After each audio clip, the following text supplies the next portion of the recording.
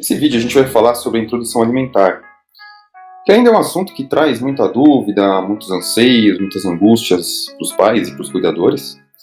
É um assunto cheio de questões culturais, de mitos, então a gente vai tentar trazer aqui de uma forma simples e fácil esse assunto que é um dos principais marcos do desenvolvimento de uma criança. E o nosso objetivo é que ao final do vídeo vocês se sintam mais capacitados e mais tranquilos para realizar a introdução com o bebê de vocês. Todas as informações técnicas que eu vou passar para vocês foram retiradas do Manual de Nutrologia da Sociedade Brasileira de Pediatria e vou trazer também muito da minha experiência em mais de 10 anos de atendimento pediátrico que eu tenho. Então, até os 6 meses de vida, a criança deve receber apenas leite. Ela não precisa receber nem suco, água, chá, nada disso. Depois, com 6 meses, a gente inicia a introdução com as frutas. E aqui a gente não tem restrição de frutas, você pode dar qualquer tipo de fruta. O único cuidado que precisa ter é a criança engasgar com caroços ou algumas frutas mais duras que vai ser mais difícil dela aceitar, dela engolir, mas qualquer fruta está liberada. Também a gente inicia a oferta de água ao longo do dia, conforme a criança for aceitando. E depois de uns 10, 15 dias a gente inicia as papas, pode começar com o almoço ou com a janta, tanto faz. Aí com 7 meses de vida a criança já está apta a receber 2 refeições principais, o almoço e a janta, e você mantém as frutas nos intervalos. Então, um exemplo de rotina que você pode seguir, só para ter uma ideia, seria de manhã a criança pode comer uma fruta e tomar o leite dela, seja peito ou fórmula. Ali 3, 4 horas o almoço, então, recebe a papinha, pode ter o leite também ou não. À tarde, mais uma fruta e o leite se ela quiser. E dali umas 3, 4 horas também a janta da mesma forma. Oferece a papa da janta. E o leite livre demanda, principalmente se for o leite do seio materno, a criança sempre que ela demandar pode ser ofertado. Mas calma lá, doutor. Nesse esquema que você está me passando aqui, meu filho pode comer manga e tomar leite? Ele não vai morrer por causa disso? Pode comer manga com leite? Pode. Aqui é um exemplo claro de um mito, né, uma coisa cultural que vai sendo passada, que ainda muita gente até acredita, mas que não tem nenhuma base científica, não tem problema nenhum, né, comer manga e tomar leite. Outra coisa cultural, né, que eu sempre sofri a minha infância inteira é aquele negócio da incongestão. Não pode comer e tomar banho, não pode comer e ir na piscina, porque senão vai dar incongestão, vai morrer. Tinha que ficar lá esperando as 3 horas para poder entrar na piscina, todo mundo brincando e eu lá esperando. Enfim, isso é outro mito, é outra coisa que não existe. Então, seu filho pode se alimentar e tomar banho depois, que não tem problema nenhum. Bom, e aí você vai lá comprar os alimentos para fazer a papinha, né, no mercado, no sacolão, na feira. E fica a dúvida, né, sempre, o que eu devo levar, o que eu posso oferecer para o meu filho, como que eu preparo isso, como que eu estoco. A gente vai falar um pouquinho aqui sobre os grupos alimentares e depois o preparo e como oferecer. Então, o primeiro grupo alimentar é dos cereais ou tubérculos. Os cereais são aqueles alimentos que a gente ingere semente, o grão. Aqui como exemplo a gente tem o trigo, o arroz, o milho. E os tubérculos são aqueles que a gente ingere o caule, como a batata, a mandioca, o cará, o inhame. Esses alimentos são muito importantes porque eles têm alto índice de carboidratos e oferecem bastante energia para as crianças. Então sempre devem estar presentes nas papinhas. O segundo grupo são das leguminosas. Aqui como exemplo nós temos o feijão, a soja, a ervilha, a lentilha, o grão de bico. Um erro bem comum dentro desse grupo são os pais não oferecerem o grão inteiro, né? Então acontece de crianças chegarem meses e depois começarem a comer e a gente vai questionar, eles estão dando apenas o caldinho do feijão, não dão o grão inteiro. Não tem motivo para isso, a criança tem que ingerir tudo, não é para ficar dando só o caldinho, porque só o caldinho não tem os nutrientes todos que o grão tem. Né? Então a massa lá junto com a papinha e pode dar para a criança. As leguminosas têm bastante proteína e, lógico, tem vitaminas, são extremamente importantes na alimentação do bebê. O terceiro grupo das proteínas, então aqui vai entrar a proteína da carne bovina, da carne suína, das aves, dos peixes, dos ovos, também temos vísceras e todos os frutos do mar. Dentro desse grupo, uma peculiaridade é que existe uma lenda, né, de que a carne de porco não é forte para o meu filho, posso dar carne de porco, posso dar camarão, pode dar. Não existe esse conceito de carne forte e carne fraca. O que acontece é que tem algumas proteínas que são um pouco mais alergênicas do que outras. Então, uma prática comum que eu faço, de meus pacientes e alguns colegas também fazem, é deixar para introduzir uma proteína a cada mais ou menos 5 dias. Então, você dá lá carne de vaca, a bovina, dali uns 5 dias entra com frango, por exemplo, e assim por diante. Porque se der alguma reação alérgica, a gente tem como identificar melhor qual foi a proteína que deu a alergia, né? E um outro conceito que a gente tem aqui razoavelmente recente, que antigamente, até alguns anos atrás, esperava-se lá para os 2 anos de vida, mais ou menos, para introduzir, por exemplo, o ovo, que é mais alergênico, pensando-se em reduzir a chance de alergia. E hoje o conceito que a gente tem já é o contrário, né? Então, quanto antes a criança for exposta, tiver contato com todas as proteínas e todos os alimentos, menores as chances dela desenvolver uma alergia no futuro. Então, você pode já introduzir todas as proteínas desde o início.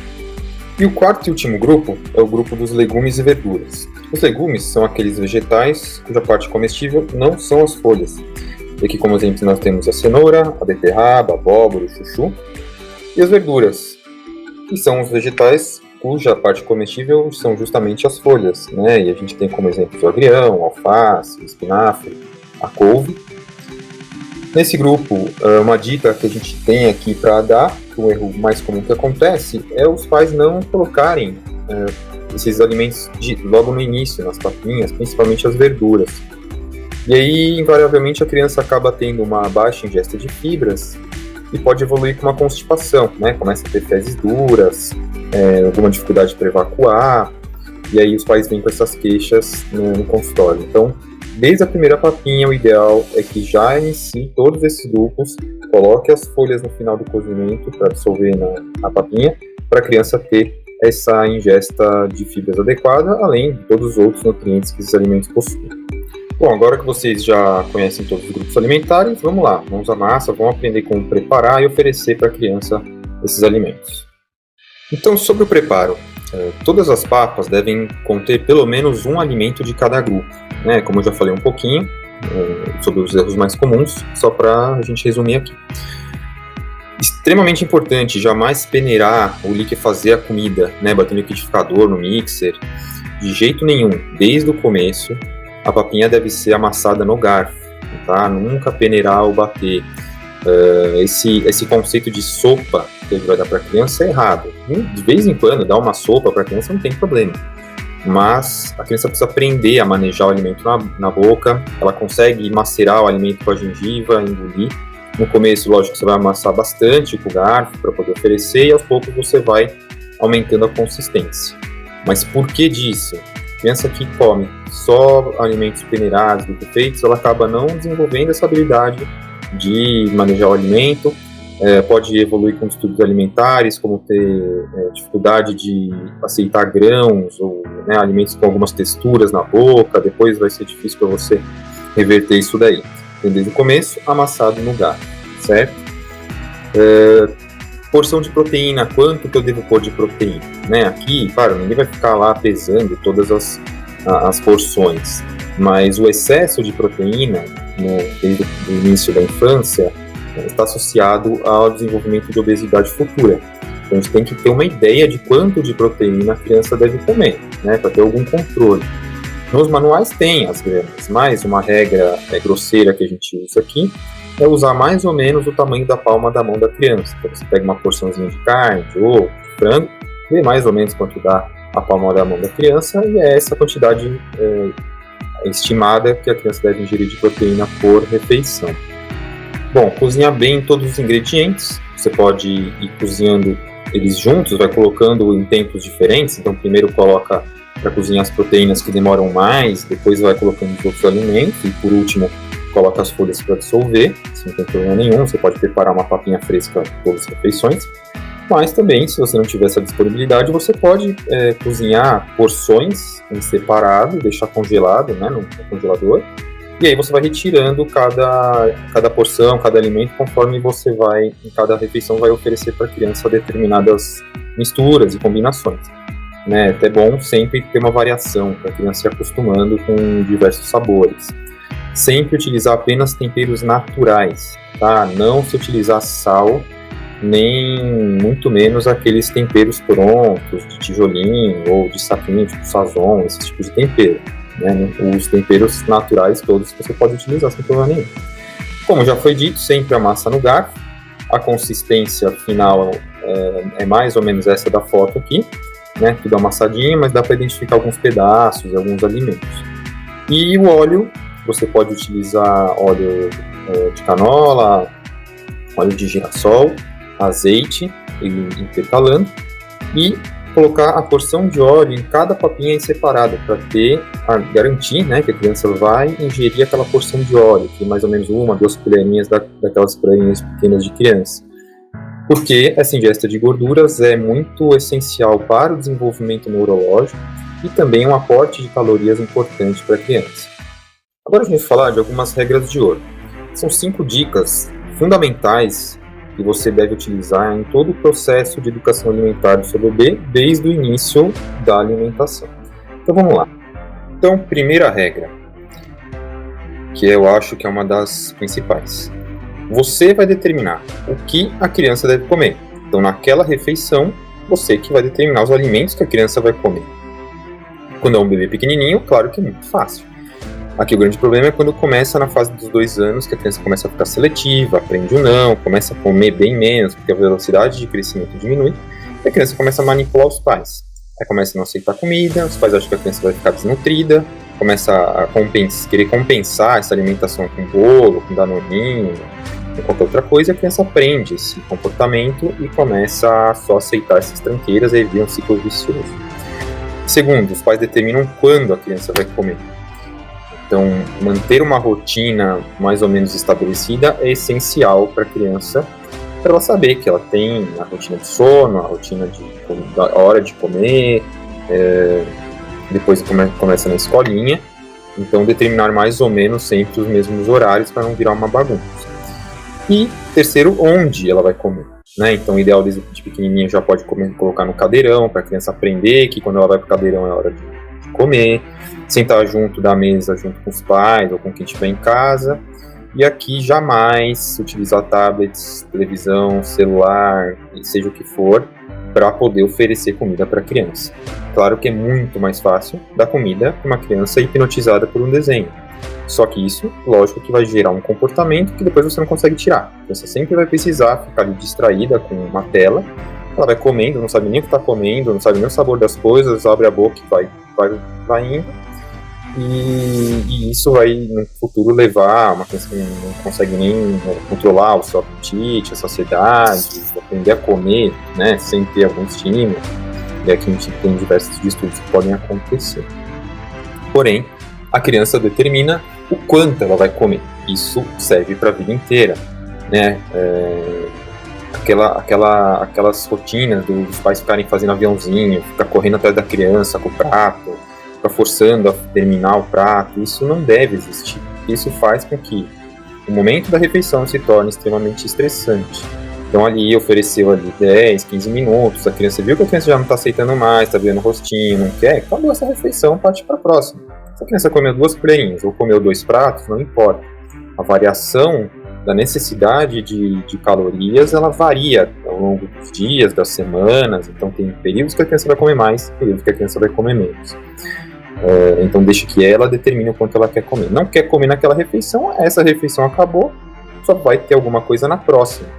Né? Então aqui também temos esse erro da criança ficar lá chunchando bolachinha, biscoitinho, suquinho o dia inteiro. Isso também não deve acontecer. Isso gera também um comportamento obesogênico. Né? A criança aprende a que tem que comer o tempo inteiro e isso vai para a vida adulta e gera obesidade, um excesso de ingesta de calorias. Regra número 2. Nunca compare o seu filho com outras crianças. Não comparar com o irmão mais velho, com o sobrinho, com o filho de uma, com o filho da outra, com os outros coleguinhas da escola. Cada criança tem um ritmo de desenvolvimento.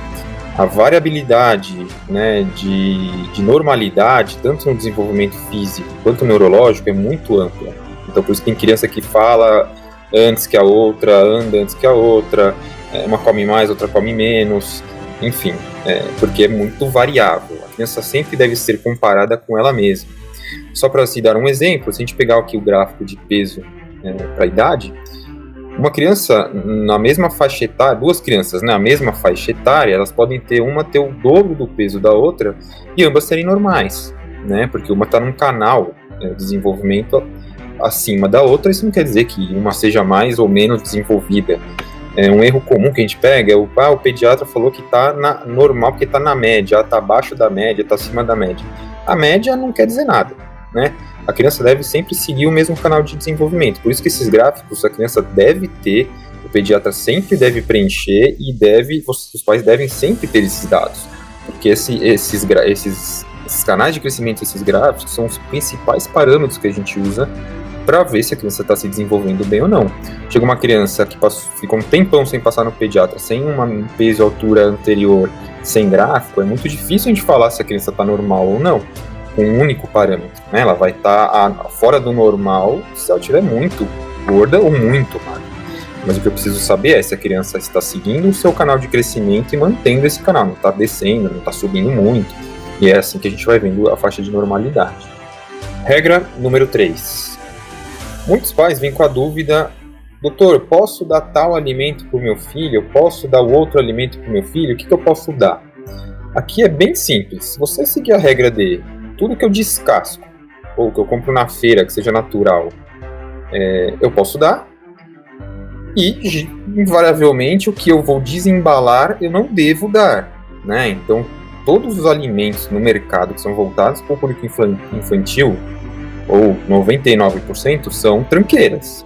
Tem açúcar adicionado com os diversos nomes que eles acabam colocando lá, tem corante, tem conservante. Então, seguindo essa regra do descascar e desembalar, você vai acertar sempre, 100% das vezes.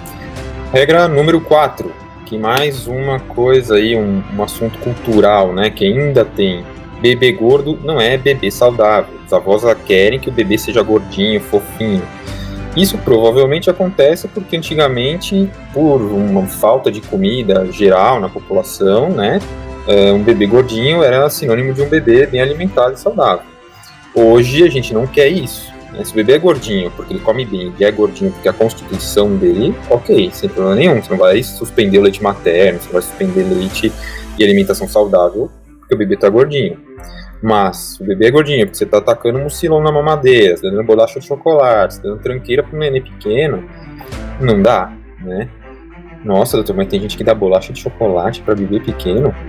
Eu nem vou comentar. Tem mucilon, essas farinhas aí que acaba colocando na mamadeira, então só serve para engordar e entupir criança. Então, o bebê, como já foi dito, tem que seguir o seu canal de crescimento e comer o quanto ele quer. Se estiver comendo comida saudável e seguindo o seu canal, porque tá ok, tá ótimo. Ninguém precisa ficar desesperado para o bebê ficar gordinho. A tinha uma regra. A quinta e última regra. A quinta tinha uma regra. Uma participação especial da senhora Júlia e Manuela. Mas a quinta e última regra. Inicialmente a gente fala sobre os sucos. Então hoje em dia a recomendação atual é 0 suco até 1 ano de vida. Essa é uma recomendação razoavelmente nova, né, da Sociedade Brasileira de Pediatria e a Academia Americana de Pediatria, que não se dê suco. O ideal é que seja 0 até 1 ano, e depois de 1 ano até os 2 anos, o mínimo possível. Se for dar bem pouco, uma outra vez no dia. Mas por que não se dar suco? Porque é uma caloria vazia, né? Uma caloria de fácil acesso, a criança ingere aquele líquido, o açúcar da fruta, e não tem o trabalho de mastigar, de chupar laranja, de mastigar e comer a fruta que ela fosse tomar o suco. Então, além disso, a criança se habitua a tomar líquidos açucarados e com gosto, e depois tem uma menor aceitação à água, e o costume de beber bebidas adocicadas é o poder de gerar obesidade, né? Então, mesmo o suco de fruta natural tem uma grande quantidade de açúcar lá dentro, então deve ser evitado ao máximo. E o açúcar mesmo, sem açúcar 0 até os 2 anos, tá? Tudo que é comida, como eu já falei, voltado para o público infantil, tudo tem acréscimo de açúcar, até a inocente bolachinha de maisena tem açúcar. E por que a gente pega tanto no pé disso? Aqui entra num conceito que são os primeiros 1000 dias de vida. que é uma programação metabólica, programação do paladar da criança que acontece até os 2 anos de vida. Isso que eu vou fazer um vídeo só dos 1000 dias, porque é um assunto, né, não dá para falar um pouquinho, é um assunto meio longo. Mas o que você programa a criança até os 2 anos é o que ela vai levar para o resto da vida. Então, se você acostuma a criança com sal, com açúcar, ela vai programar esse paladar, e depois que na fase do adolescente, do adulto, ela vai continuar com esse costume, e a tendência a ter uma obesidade é muito maior. Então, por isso que a gente fica tão apegado aí até esse período dos 2 anos, para que tudo ocorra da melhor forma possível, porque se tudo for bem até aí, a tendência é que a criança tenha um hábito alimentar saudável e mantenha isso para o resto da vida. Bom, obrigado por assistirem o vídeo, espero que tenha sido útil. Acredito que as principais informações sobre o assunto foram passadas aqui, mas claro que a gente não consegue falar tudo sobre o tema em um vídeo só. Então, quem tiver alguma dúvida, algum comentário, alguma sugestão, coloca aí nos comentários do vídeo que a gente vai respondendo conforme a disponibilidade. Um grande abraço a todos.